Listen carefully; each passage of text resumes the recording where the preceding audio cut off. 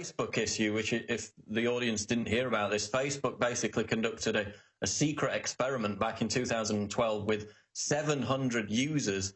They displayed either positive or negative stories on their Facebook newsfeed and gauged the response. And of course, they found that, quote, the results show emotional contagion. People who saw negative posts were more likely to respond with their own negative posts.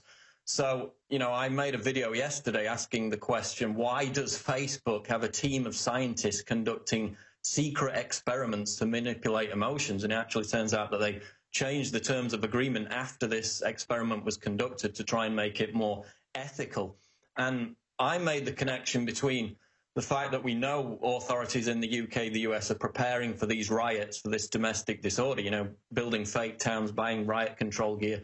We've also got top economists predicting civil unrest as a result of this soaring food inflation and wealth inequality. So I made the connection between, they're aware that social revolutions, the Arab Spring, etc., were founded on social media. And they're very nervous about being able to sway and control social media in terms of gauging dissatisfaction amongst the public. So in tying it to the fear of riots, the fear of domestic disorder, it actually turns out today that a clear connection has emerged between this Facebook study and the concept of authorities preparing for civil unrest, because one of the individuals who conducted the Facebook study, Jeffrey T. Hancock from Cornell University, he was the same individual who received funding from the Department of Defense, the Pentagon, for a study called Cornell Modeling Discourse and Social Dynamics in Authoritarian Regimes. And this is what we talked about last month. This is the Minerva Institute, which hit the headlines for its involvement in another DoD program, which funds universities to study dynamics and risks to predict large-scale civil unrest around the world. So this Facebook secret study to manipulate people's emotions was in part contrived by one of the same individuals who's working with the Pentagon, with the DoD, to try and model, predict, and prepare for mass civil unrest. So now we have a clear connection between the two.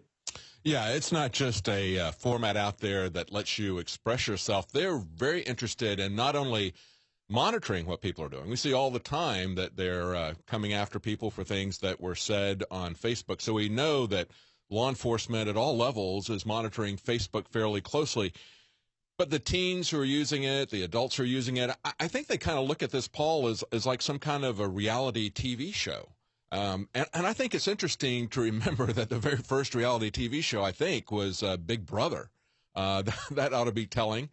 But they look at this and say, well, I guess I can become a celebrity like the people that were on Big Brother if I just expose my life and put all this stuff out there. But as you pointed out, they're using things to manipulate people. They're finding a way that they can manipulate people. There was, in the New York Times article about this, there was a tweet from a privacy activist, Lauren Weinstein. She says, I wonder if Facebook killed anyone with their emotional manipulation stunt. At their scale and with depressed people out there, it's possible. That is possible. We were just talking before the break about this Facebook experiment. As some people pointed out, academic protocols generally call for getting people's consent before psychological research is conducted on them. That's the way the New York Times put it. Other people said doing psychological testing on people crosses the line. And, of course, that's what they were doing. They were doing psychological testing, trying to change people's moods from being positive to being negative or make them depressed. And, of course, they found that they were able to do that. See, Facebook is not just about monitoring you. It's also about controlling you, just like the media. They're not trying to get people in this experiment to purchase a particular product. They're trying to make them depressed or make them happy. And they were successful in doing that, weren't they, Paul? They were. The results show that they could manipulate people's moods because the people who saw negative posts then posted their own negative items. And again, it's been linked to this same individual who's helping the Pentagon prepare for large-scale civil unrest around the world. So obviously it indicates that they're preparing to use Facebook and other social media to gauge dissatisfaction amongst the public in the hope that they can then manipulate it in order to achieve their own ends, which is obviously to keep people pacified in times of civil unrest or emergency. Yeah, the Minerva Project, yes. You are watching the best of the Alex Jones Show, weekdays from 11 a.m. to 2 p.m. Central. Watch live at Infowars.com/show or become a member of InfoWarsNews.com and help us take resistance to the next level.